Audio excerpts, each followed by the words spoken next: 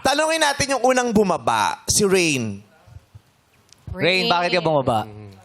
Base sa looks. Sa looks, maganda naman. Kaso hindi siya yung type ng or ideal na gusto kong makasama. Ano ba yung type mo? Ano ba yung ideal mo? More on sport ay like Slim. slim. Oh. Then Sporty? hindi, more on slim. Okay. Oh. Then So ang mga ka-type mong kasama, mga slim, wala kang kaibigang medyo chubby? sa ngayon po kasi wala naman ako masyadong sa work ko ngayon, wala ako masyado sa outside, more on sa loob lang ng bahay, gumagawa ng content, mga ganun. So more on loob lang talaga ako. So wala na akong mga friends nung college, iba-iba na kami ng mga career, so nagkakanya-kanya na rin. Then yung mga collaboration, work lang, then uwi na rin. Hindi, kaya kahit kasama, hindi mo bet kasama yung mga chubby? Ay, Mga friends lang. Kung friends mo. Ganun. friends, oo. Friends, oo. Pero in makasama, like in the future, like I wanted na more on fit and more on nag-gym tayo, like together adventure. Rain, paano kunyari magkaroon ka ng asawang slim?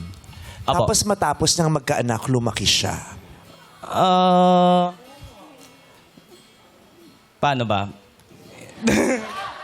Hindi, paano gagawin mo? Alam mo, Turuan ang mo nangyari nga sa iyo. I mean, sa ginagawa ko namang lifestyle ngayon, mag-work together naman kami na, okay, let's go mag-gym, mag-fit. Parang yun yung Ayaw niyang mag-gym. Paano ayaw? Kasi Ayaw niya. nagpo-postpartum pa siya. Ay, That's minsan correct, matagal na matagal yun. Hindi mo masabi. Oo. O kaya yung babae nagka-hormonal problem. Lumaki siya. How are you going to deal with that? Ang hirap I mean, meron namang pinopromote na mga slim fit. So pipilitin mo talaga Ay, siya. Kahit kasi ayaw yun niya. naman, Alam like, mo, Gusto mo talaga po, hindi ka papayag na hindi siya pumayag. Yeah, kasi alam nyo naman, like sa bansa natin, medyo ayoko lang siya na mabully. O ayaw mong mabuli o ikaw ginajudge mo yung matataba.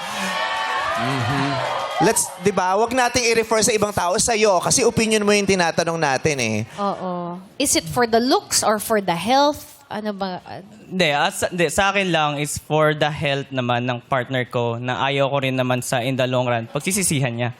Yeah, more on healthy. I want na mag-healthy. Yung, hindi lang sa relationship, kundi yung sa sarili namin sa isa't isa, yung mga ganun. Healthy living. Kasi a woman's body really changes from time to time. True. Tsaka lalo Diba? pag stressed ka, There are ang thyroid- hirap magpapayat. Kaya nga, issues. yun yung pinagdadaanan ng mga babae. Kasi maraming babae, ayaw naman nilang tumaba. correct. Sino ba? Pero yun ang dinikta ng Correct. katawan nila. Yes. Diba? May mga nangyayari sa mga katawan nilang hindi mo maipaliwanag tapos bigla na lang silang tataba. Yes. Diba? Lalo na yung nagkaanak sila. Yes. Diba? Lalo na kung yung nanay, wala na siyang time mag-gym kasi inaalagaan niya yung mga anak niya. Diba? Eh, kung yung babaeng, gugustuhin mo ba yung babaeng, sige, gym ng gym, pero hindi niya naalagaan yung mga anak niya, saka gusto niyang maalagaan yung sarili niya, ni hindi na nakapagturo ng ABC sa kanyang anak. Oo. Diba? Kasi hindi madali yung maging babae. Totoo yan.